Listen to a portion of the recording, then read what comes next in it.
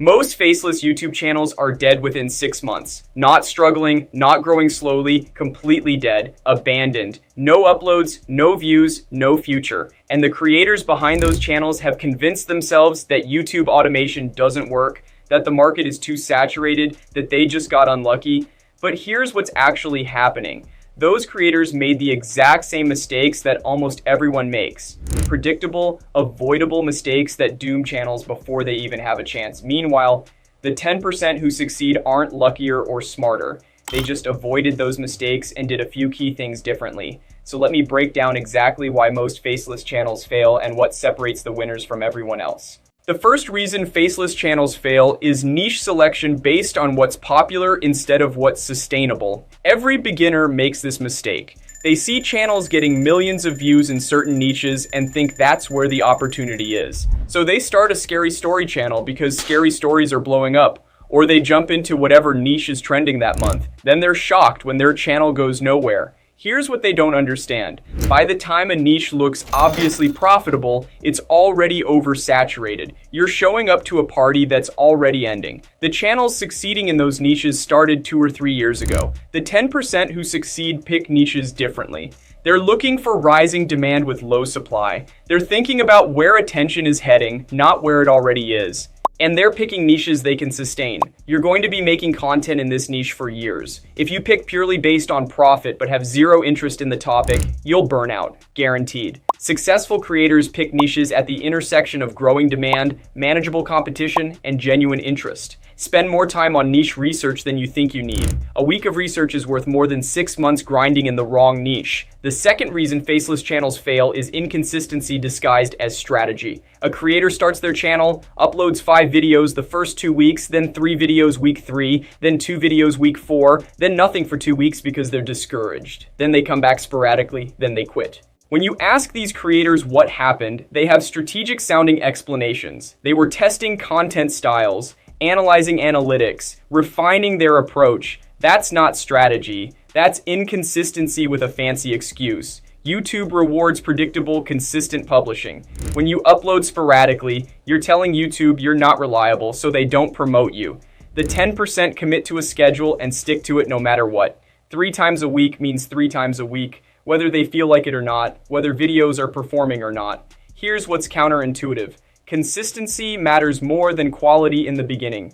A channel uploading average videos 3 times a week will outperform one uploading great videos once every 2 weeks. You learn faster producing more, and YouTube rewards the consistency. This doesn't mean publish garbage, but don't let perfectionism slow you down. Done and published beats perfect and stuck in editing. The third reason faceless channels fail is giving up before the compound effect kicks in. YouTube growth isn't linear, it's exponential, but the curve starts incredibly flat. First month, maybe 100 views, second month, 300, third month, 500. This feels like failure. This is exactly when most people quit. But here's what would have happened if they kept going. Month 4, 1,000 views. Month 5, 2,500. Month 6, 6,000. Month 7, 15,000. See how the curve bends upward? That's the compound effect. Most creators quit around month 3 or 4, right before acceleration. They were 3 months away from breakthrough, and they'll never know it. The 10% understand this timeline going in. They don't expect results in the first 3 months. They've committed to 6 months minimum before evaluating whether it's working. That mental framework protects them from the discouragement that kills everyone else.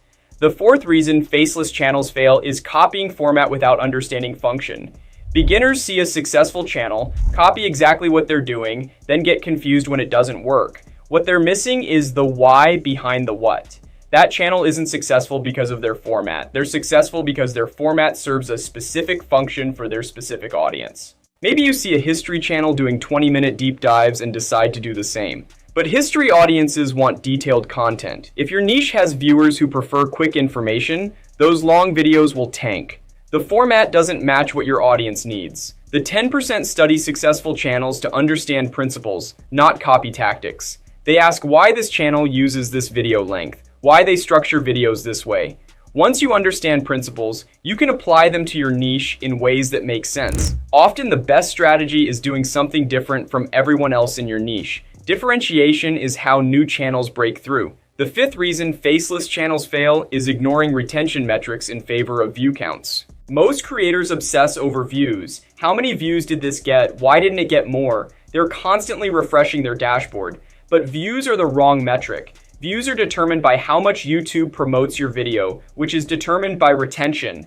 How long are people watching? Where do they drop off? YouTube's algorithm keeps people on the platform. When your video keeps people watching, YouTube promotes it. When viewers leave quickly, promotion stops. The 10% are obsessed with retention, not views. They analyze retention graphs for every video. They identify where viewers drop off and fix those problems.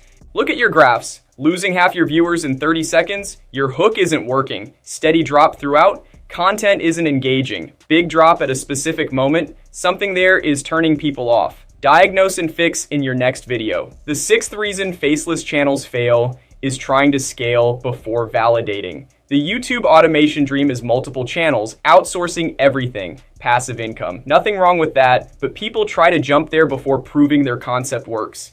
They pick a niche, immediately hire voice actors and editors, maybe launch multiple channels at once. They're scaling before validating. When nothing works, they've burned their budget with nothing to show. The 10% validate first. They do everything themselves for at least 20 to 30 videos. Write scripts, record voiceovers, edit, make thumbnails. This teaches them what quality looks like and proves the concept works. Only after validation do they outsource. And because they did it themselves first, they can evaluate whether their team does good work. The seventh reason faceless channels fail is producing content instead of solving problems. Most failing channels produce content about topics. Successful channels solve problems for viewers. When you're just producing content, you're thinking, what information can I present? When you're solving problems, you're thinking, what question does my viewer have and how can I answer it completely? Problem-solving content performs better because it matches how people use YouTube. They come with questions and problems. Videos that address those needs get watched, shared, and recommended. The 10% frame every video around a specific problem. They write titles reflecting the problem. They open videos acknowledging it. They structure content as the solution. Before making any video, ask, what specific problem does this solve? If you can't answer clearly, the video probably isn't worth making. So that's why 90% fail. Now here's the blueprint for being in the 10%. Spend at least a week on niche research. Analyze competition, check trends, make sure new channels can break through. Pick something with growing demand, manageable competition, and that you can sustain long-term. Commit to a consistent schedule for 6 months before evaluating. Decide your upload frequency and treat it as non-negotiable. Do everything yourself for your first 30 videos. This teaches you quality standards and proves your concept before you invest in scaling. Obsess over retention. Analyze drop-off points, test hooks and structures, optimize for watch time. Frame every video around a problem. Make sure viewers know in 15 seconds what they'll learn. Study successful channels for principles, not tactics. Apply those principles to your niche intelligently. Expect nothing from your first 3 months and everything from your first year. Patience is the ultimate advantage because it's so rare. If you execute this for long enough, you cannot fail. The only way to lose is to quit, and now you know what mistakes to avoid. Be in the 10%.